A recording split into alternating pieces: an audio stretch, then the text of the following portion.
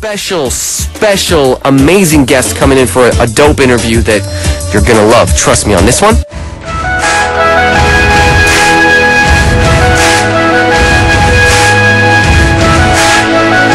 Alright guys, it is time once again for Inspirations.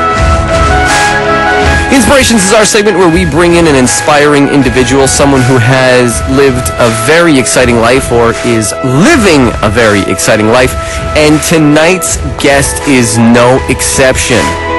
Now tonight's guest is a little bit special because of the fact that they are very famous in the world of K-pop in Korea, and I would like to start off with a little bit of music, though you can maybe get an idea.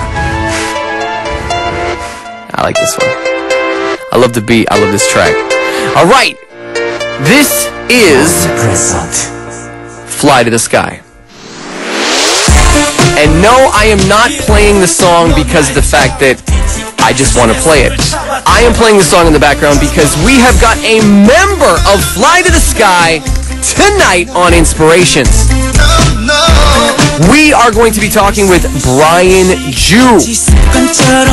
Of course, for all of you that know, Brian Joo is an American R&B K-pop recording artist who is, of course, based out of the United States but lives in South Korea and is the second half of the duo Fly to the Sky. I'm so psyched tonight. I'm super stoked to have Brian in the studio. For all of you who do not know who Fly to the Sky is, Google it, baby. FLYTOTHESKY. It is some of the best Korean R&B/hip-hop music that you are going to hear, period. And if you are a young person who has never experienced Fly to the Sky, you have got to get out there and get some of this music because it's hot. All right, so coming up, let's meet Brian Joo from Fly to the Sky! Okay, so we are in the studio via telephone tonight with Brian from Fly to the Sky. Man, it's great to have a celebrity like yourself on the telephone. Thank you so much for coming into the Midnight Rider today. Oh, thank you for having me. No problem. And for all of our listeners out there who I highly doubt that this is the case, but for all of the listeners out there that might not know who you are, could you introduce yourself to the Midnight Rider listeners? All right, Midnight Rider listeners, this is Brian Joo, formerly from the group Fly to the Sky. And at the moment, I'm just doing my solo thing. Also trying to be a president of my own label, CEO, just trying to be a young president. And that's what I do. That's cool, man. That's really cool. I actually heard through the grapevine about the label, and I'm really curious about that. How's it going, by the way, the label? Well, I mean, we're in the midst of, preparing it and opening it up right now still. So, I mean, I'm the only one under my own label, and I have staff members working with me.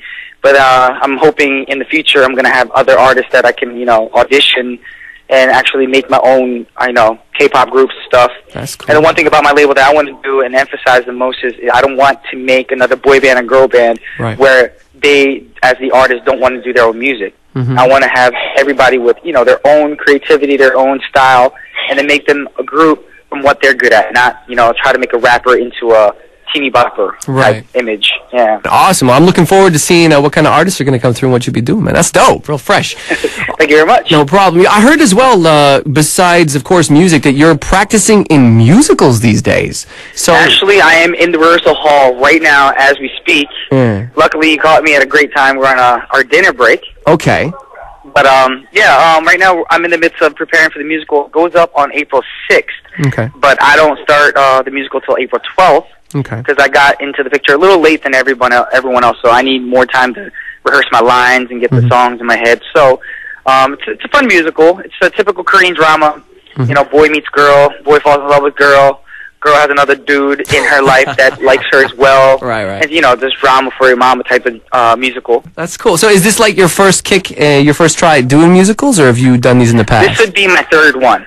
Wow. So how does it feel doing a musical? Like, is it a lot of work, a lot of memorization? Do you get like the jitters before you go on stage and stuff? To be honest, I probably get more jitters doing musicals than I do regular, just singing events. And the fact is because it's harder for me more than the other cast members to learn the lines and memorize all the lines in Korean. Right. Fact being that I wasn't born here, so I mean I have to study the lines more, look over the lines more, listen to the songs longer, just to get the lyrics in my head. But don't get me wrong, I don't want other Kyopo celebrities out there who are trying to, think about doing musicals to actually think about it in a negative way. It's a fun experience. I urge you, if you can, if you have the opportunity to go out and try it. Right. It is stressful, though. You got to remember, nothing comes easy in life. Yeah. And with musical, the same thing. You got to be in the rehearsal for like 12 hours, acting, singing, stage blocking, sometimes even getting, not yelled at, but, you know, negative comments, because, you know, you need criticism and people to critique you to be better at what you do. Yeah, that's true. Even at our job, like my 국장님, she does that jansori, and I just try to call it constructive criticism. No, most definitely. That's what we have to take it as. If we take it to the heart and, you know, just get pissed off at the world, we're not going to, you know, we're not going to get anywhere in life. For sure, for sure. Now, of course, when it comes to your career, man, you've got a crazy, mad, extensive career. You know, you're a singer, you're a musical actor, you're an MC, you're even a radio host. And out of all of these jobs, like, I know it's really hard to pick one, but which ones do you like the most? Well, I actually enjoy doing everything that I do. I can't just choose one because every one has its, you know, special feature about it. Like, I love being a radio DJ. I'm pretty sure you know why, because it's just fun to interact with listeners all over the world. You know, just read tweets and read emails and all the love that people show from all over the world, as well as performing on stage and be able to travel all over the world and, you know, just see faces and all the people who supported me since day one. Right. And then with the musical thing, you know, it's just a different experience, you know. It's not just regular singing, it's like live, in your face, acting, no mistakes are allowed type of deal. Right. So everything has, you know, their perks. So I enjoy everything that I do. I don't regret anything in life. That's cool. That's real talk. Now, talking about your group, Fly to the Sky, you debuted back in 2000 with Day by Day.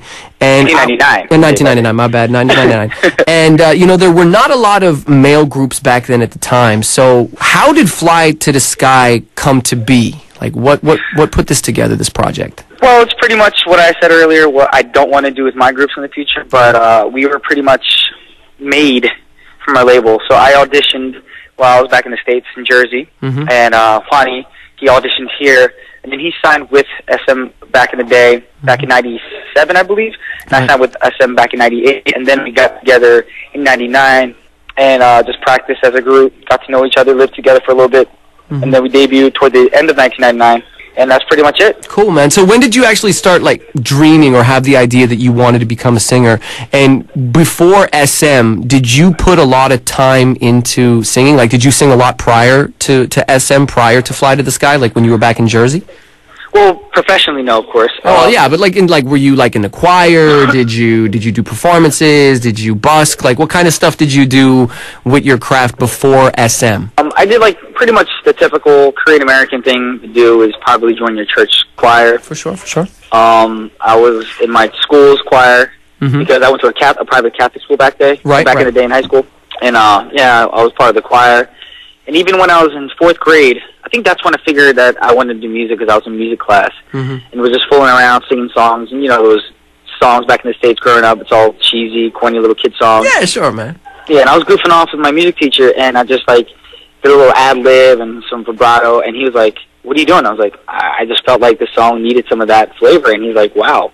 And then from that point on, he was like, have you ever thought about doing music professionally? I was like, I'm in 4th grade, dude. I'm not thinking about my profession yet. You know, I just want to be a kid right now. But, yeah, I just started singing and, you know, just goofing off with other kids who enjoyed singing. And then did auditions from here and there and talent shows, and then finally got picked up in high school. That's wicked. And when you came to Korea and when you started singing and doing it on like a professional level, was it really a mind job, like to come from someone, you know, out of the States that liked to sing, and then you come to this whole new country and you just turned into a celebrity and you got like thousands of people, you know, screaming your name, being up on stage and everything. How did that affect you?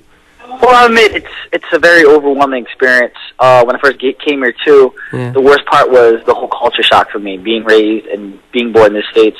You have to get used to the fact that you're not Korean American anymore in this country. You have to be, you know, as Korean as you can be around these people, especially in the business. Right. So I kind of trained myself to be like a chameleon, and when I'm around Koreans, to act as Korean as possible. And I had my managers, vocal trainers, anybody who was around me at the time of preparation, to pretty much train me, teach me to be more Korean, as Korean as I can be, with the language, you know, body language, gestures, everything, you know. I just didn't want Koreans to judge me, because I know in the beginning a lot of the Kyopo celebrities, even before my time, didn't judge, like, oh, you're too Americanized. And I hated hearing that. That was like one of those things I just wanted to like make Koreans understand that Kyopos do not like hearing that. Yeah. For sure, for sure. Now, when it came to your group with Fly to the Sky, like it was a really new thing when it got started, and I heard that Fly to the Sky was, if I'm not mistaken, it was a dancing duet at first, right? We were considered a hip hop R&B duo. Okay. And then after that, we did more ballads, and then people were accepting the ballads more, so that's why it became more of an R&B ballad group. But that was actually a problem for both of us because Juani and I both enjoyed performing on stage by dancing and singing at the same time. Right. And since they started taking the choreography out of it, it wasn't as fun as it used to be. Okay, so when the choreography and everything, like the dancing and everything was all put together, it was a lot more fun than just what it turned out in the end to be? Yeah, because that's what we wanted to do. Because Juani originally, before we became a group, was in a b-boy circle, or right. like whatever you want to call it. Mm-hmm. And the same way, I loved, just choreography and dancing and stuff. And then one day when they told us we're going to start doing more ballads, we're kind of like, oh, man. But, it is what it is. That's true. Now, speaking like that, like when you are in a K-pop group, of course, in Korea, under a big label, you do have a lot of difficulties. There's conflicts with, producers, management, your own personal opinion and stuff. And I've heard from other artists that it is a real hard road to walk. And experiencing the difficulties and stuff, what did you do to like overcome the problems that you were going through? Because you guys were really successful. Like I heard a lot of groups, they get together and they'd sort of fall apart. UPT, for example, was a group that had like 4 different groups of guys, and it would like fall apart and then they put themselves back together, and it would fall apart unfortunately and they put themselves back together. How did you guys stay strong for so long? Well, I guess it's kind of swallowing your own pride sometimes. You got to hold back sometimes. Right. You got to compromise. Just because you want to do it one way and the kid that you're singing with in the group wants to do another way, mm-hmm. You got to sit down and actually talk it over. Be like, cool, let's do it like this. Right. Next time around, let's do it like this. You can't just always have it the way you want it, because then that's going to make your partner upset. And mm-hmm. then if your partner wants to do it one way and you just follow him, you're just going to be really distraught and you're not going to want to do music later on. So you got to compromise and talk it over. I think that's the main thing, is communication within a group. Cool. It's just like any family, Yeah. You see families breaking apart between a husband and wife. There's no communication. Mm-hmm. That's the main thing. Most definitely. Now, when it came to you with your own image, of course, as a Korean celebrity, from the research that I did and what I found out, being a foreigner, I thought that this was really cool. I'm Canadian and whatnot. And you were like one of the original Wonjo Gopminam. The macho, like, handsome guys. Like, you're real buff and, real good-looking guy. And, you were, like, how could I say? I'm flattered that you think of me that way. Thank you very much. Yo, like, no homo or anything. I ain't saying like that, but... like, it's for real, like, straight up, you're a very good-looking guy, and, I wanted to ask you about your style and how you came up with it, like, where did your style come from? I mean, I've been asked this question a few times, and my answer's been different every single time, but the most honest answer for this is more like, my style is how I feel that day. Right. Like, if I wake up in the morning, like, I've done things where people tell me to, prepare an outfit beforehand, the night before, so you have more time to just get out of the house, but I can't do that because I've tried that before, and I'm one of those people who wake up the next morning and all of a sudden, I don't want to wear this, And I'm one of those people who just go with the flow, and my style is pretty much the same way. Okay. If I want to be a little hip-hop sometimes, I want to be a little ghetto, I do ghetto. If I want to be a little clean cut, I'll go clean cut. A little preppy. So I kind of mix and match everything a little bit. Right. So when it came to your style, did you pick your own stuff, or did you have like a stylist who kind of said, I want you to look like this, or did you say, no, this is what I want to look like? We mixed and matched. Okay. Because the stylist comes up with cool ideas that I wouldn't have thought of, and then if they come up to me and show me some pictures, I'll be like, you know what, that's actually creative. Let's mix that with something else that I had in mind, and I'll show some stuff that I had thought of, and then the stylist will be like, all right, well, we like your idea as well. And the main thing at the end of the day, you got to remember, it's the artist or the celebrity rocking the gear on TV, so the stylist has to sometimes, just compromise and give in. Right, I got that. Okay. Now, of course, being the Wonjo Gopminam, I'm sure you had just crazy ladies all the time, and I'm sure you still do. I heard that no, for real, man, you're crazy, you're a celebrity. So when it comes to your girl, like for all the ladies who are listening tonight that might have a crush on you, or they really like you, what kind of girl do you dig? Like, what kind of girl do you like? What's your style? My style's eclectic a little bit, and it changes all the time as well. Not like a girl who knows how to be serious when she has to be, very businesslike, very mature, but at the same time, she knows how to have a good time, she knows how to laugh at jokes. I don't want the awkward type of girlfriend where in a group of friends, someone says jokes, and she's like, ha, ha, ha, and she just laughs on the wrong time. Right. you know, I need a girl who has a good sense of humor, who can be there for me and supportive of me and understanding of what I do, you know, as a celebrity in this country. There's going to be days where I'm not going to be able to see my girl, and, you know, if I'm going to hear her complain about not being able to see each other, I can't deal with that. Right. And that's the main thing with celebrities, too. A lot of celebrities are always like, oh, I don't want to date a celebrity, but we end up dating celebrities because we know our lifestyles and we're used to it. Right, exactly. Now, in the future, when things may work out in the way that you maybe walk the aisle, take the vows, you know, get married and everything, I was wondering what kind of husband do you see yourself as? Because I know from what I heard that you're really good at cooking. You got your own cooking show. You do lecture programs for men. You know, you're very well known as a guy who's good in the kitchen. Well, I don't think I'm a great cook. I've heard that you're real good. No. I enjoy cooking. I like to prepare foods and do, you know, help out friends and stuff when they come over to the house. I like to be a good host, but I wouldn't say I'm a good cook. I just enjoy, you know, making my own dishes and stuff. And I mean, I have recipes and cookbooks that I have and try out new things. And there's things I actually made that taste like crap. And there's things where I even try and I'm like, this is pretty good. You know? Okay. But I guess the judge for my cooking is more my friends. You know, they're the ones who critique what I make them. And so far, so good. They all like what I've made so far. So. So when you get when you do decide, if you ever decide to get married, could you see yourself as, like, you know, a guy in the house that would be making dinner for the family? Would you be that kind of guy that would like to cook for your kids? I think so. I'd want to make it equal between me and my wife. I wouldn't want to make it like my wife to be the housewife 24/7 and I'm at work. Right. I'd want to, you know, take turns. You know, women nowadays, they love to work. So I mean, when my wife's not working, I'll be with the kids. I take them out. I cook for them. I clean for them. Take care of them, whatever they need. And same thing with my wife. You know, we'll switch on and off and do the same thing. Now, when it comes to what you've been doing, like I've heard, of course, that you're doing like cooking shows, lecture programs. You know, you're all over the TV and doing a lot of work. And are there any new fields that you really haven't taken a shot at yet, either in the media or in entertainment, that you would like to try in the future, like the near future? Actually, I am really, really looking forward to do TV acting and film acting. So I've been auditioning on and off for about 2 years in Hollywood, in Korea. And so far, I haven't gotten any parts because, I don't know, Hollywood casting directors could be lying to me, but the roles that I auditioned for always ask for like a 25, 30-year-old kid, or 35 adult. But on screen, apparently, I look too young for the role they want me to go for. Like that new movie that came out recently that actually flopped with Arnold Schwarzenegger, the Last Stand movie. Yep. I auditioned for that movie like 2 years ago. Man. Didn't get the role, but I'm glad I didn't get the role. well, when you look at it on the flip side, maybe if you got the role, it would have been a little better. It could have been a little better, but then knowing that I debuted in a movie that flopped wouldn't be best for my acting career as well. That's true. That's a good point. But there's movies and TV shows in the States that are out right now that I've had auditioned for in the past. So, like, in the beginning of the pilots, I'll watch it, and I'm like, oh, I know this whole storyline because I already read the script. Cool, man. Well, I really wish you the best in that, and I really do hope that something comes about, because you've got, like, a lot of irons in the fire, and it's really cool to see how, you know, you're multitasking your professional career, and, you know, I really wish the best for you, man.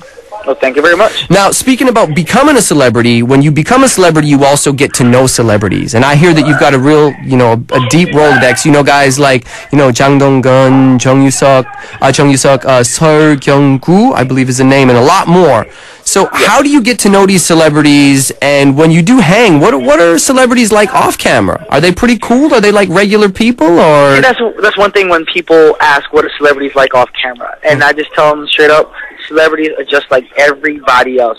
We sleep, we breathe the same air, we eat the same foods, we sleep in beds, we use the bathroom just like everybody else. Right. You know, we bathe, we sweat, we stink sometimes. I mean, it's all the same, just like other people. It's just that our jobs, you know, is what we do is just titled celebrity, and that's why a lot of people are like, oh, celebrities are different. Right. Celebrities are like gods. We're not gods, I guarantee that. Okay.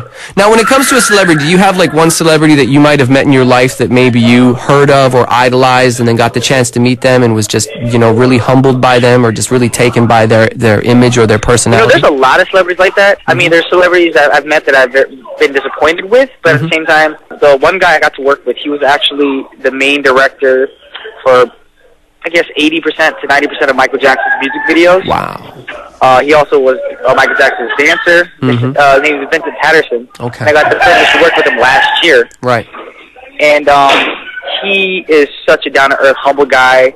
I have nothing but love for him. And even till today, I mean, we keep in touch with Facebook and stuff, and he messages me once in a while, like, so Brian Jew, when am I going to direct your next video? And I'm just, like, thrilled about that. I'm like, wow, this dude directed Beat It, he directed Bad, he directed Smooth Criminal, and now he's asking me when he's going to do my video. I'm like, of course, why would I say no to that? No doubt. That's crazy. That's the chain, Talking about, like, idols and people in your life, who do you look up to, and who did you look up to when you were younger?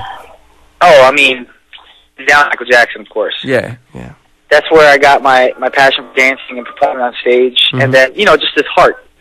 We all know Michael was kind of a little weird sometimes, but music that he always made had some positive, message behind it as well, and that's one thing that had a huge impact on me. I guess Michael really influenced me in that way, where I could do music, that would give a positive outlook for people, for the world.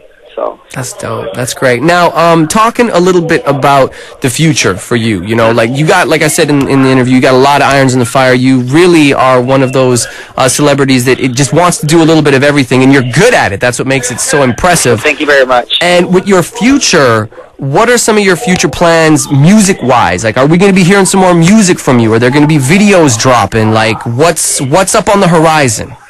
Well, at the moment, like I said, I'm doing this musical, so hopefully by the time this musical slowly goes down, I'm going to hopefully come out with a single, not an album yet, hopefully around July. Okay. Have you been working on lyrics? Have you been working on concepts? Anything in the mix?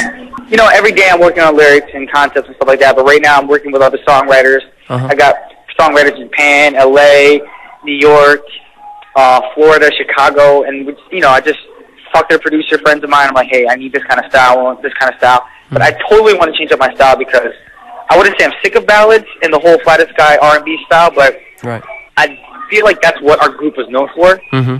So I want people to know Brian as something else. And my style, in reality, would be what I listen to, on my own time. And I love listening to hip-hop. I love listening to dubstep.